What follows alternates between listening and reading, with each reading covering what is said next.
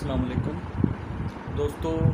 आज का जो मेरा टॉपिक है वो है मुश्किलात से घिराव और मुश्किलात से जो हम घिरे हुए हैं उससे भागना और उससे जान छुड़ाना, अपनी ज़िम्मेदारी को ना समझना और बल्कि कोई ऐसा कदम उठा लेना मुश्किलात को देखकर जो कि हमारे घर वाले और दोस्तों, ख़ानदान में और अहबाब में और ज़्यादा तकलीफ़ और अज़ियत का बाइस बने।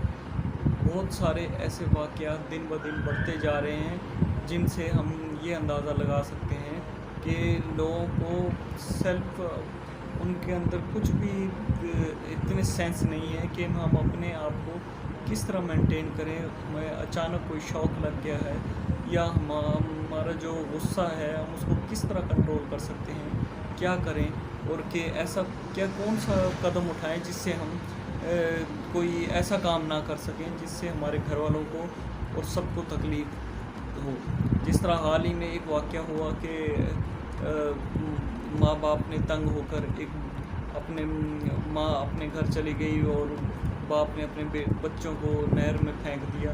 तो मतलब कि अपनी ज़िम्मेदारियों को ना समझना और ऐसा कदम उठा लेना जिससे हम और ज़्यादा ज़लील ख्वार हों और मुआशरे की नज़र में बद किरदार हो जाएं। इससे अच्छा ये है हमें ये समझ लेना कि हमने क्या करना है।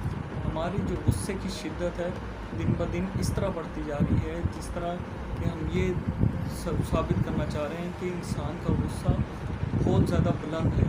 हालांकि अल्लाह ताला ने इंसान को उसकी हद में रहने को बोला है और जिसने जो गुनाह किया है हमें उतने लेवल की सज़ा करने का बोला गया है। जिस तरह देखें, हम 10 चोरों को तो पकड़ते नहीं हैं, जो एक चोर 11वां पकड़ा जाता है उसको हम 10 की भी सज़ा देने की कोशिश करते हैं, जिसकी हमें कोई भी मज़हब और ख़ास तौर पे दीन इस्लाम तो बिल्कुल भी इजाज़त नहीं देता इस किस्म का इक़दाम करने की। तो हमें ये जब तक हम अपने कुरान पाक और दूसरे जो हमारे कुरान पाक से हमें जो सबक मिलता है, हदीस शरीफ में जो लिखा हुआ है उसके मुताबिक जब तक हम अपनी ज़िंदगी नहीं बसर करेंगे तो नाइंसाफ़ियाँ, नाचाकियाँ दिन ब दिन बढ़ती जाएंगी। जो भी एक बात याद रखिए, जो भी घरेलू लिहाज से बुरे उल्टे सीधे जितने भी काम हो रहे हैं वो इस्लाम से दूरी की वजह से हो रहे हैं।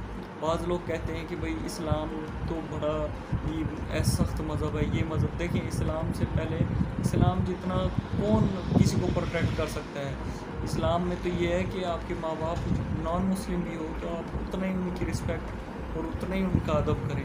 इस्लाम से पहले तो बेटियों को पैदा होते ही ज़िंदा दफन कर दिया जाता है। लेकिन आज का मुआशरा, आज का दौर, जब नबी पाक सल्लल्लाहु अलैहि वसल्लम दुनिया में आए तो आपने तो मुआशरा की काया पलट दी।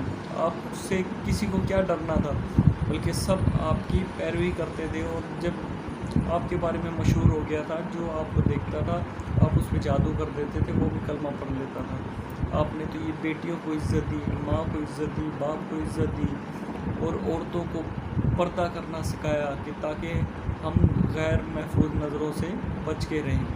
तो इन बातों पर गौर करें। हमारी जो जितने भी घरेलू मामलात हैं ये जिसमें हम कुछ ना कुछ गलत कर बैठते हैं और जो हमारे बेटे बेटियां कोई उल्टी सीधे काम करते हैं वो 100% इस्लाम से दूरी, कुरान पाक, हदीस पाक और इल्म दीन से दूरी की वजह से हम सारे मामलात करते हैं।